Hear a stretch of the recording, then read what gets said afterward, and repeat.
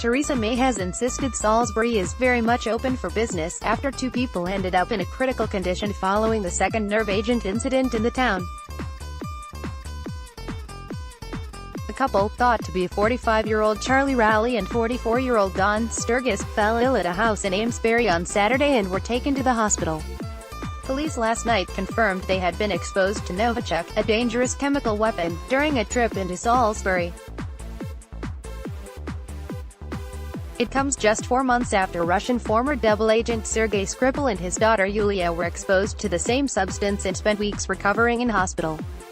The government accused the Russian state of the March attack, and the key line of inquiry on the latest incident is whether the pair came into contact with some leftover substance. Theresa May said her thoughts were with the victims and with the people of Amesbury and Salisbury, and condemned the brazen and reckless attack earlier in the year.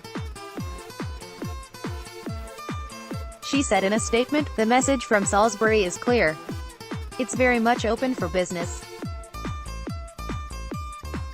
The government will continue to provide every support to the local community."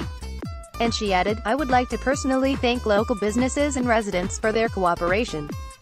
We once again also sincerely thank our brave emergency services for their response." During a visit to Berlin, Mrs. May said, "To see 2 more people exposed to the Novichok in the UK is obviously deeply disturbing, and the police, I know, will be leaving no stone unturned in their investigation into what happened." A spokesperson for the Prime Minister insisted there had been no failure in the cleanup effort in the wake of the chemical attack in March.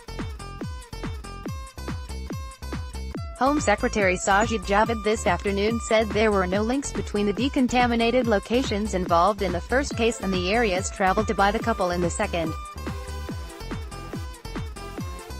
He chaired a COBRA meeting this morning to hammer out what the government response should be.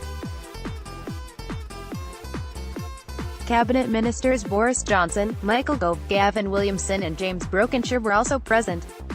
Mr. Javid said the Russian government had not been in touch at all since news of the second incident broke, but he called on Moscow to provide any helpful information that it can. "The eyes of the world are currently on Russia, not least because of the World Cup," he told MPs in the Commons.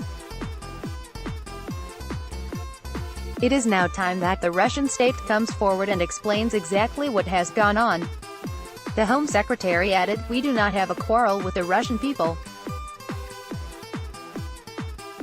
Rather, it is the actions of the Russian government that continue to undermine our security and that of the international community.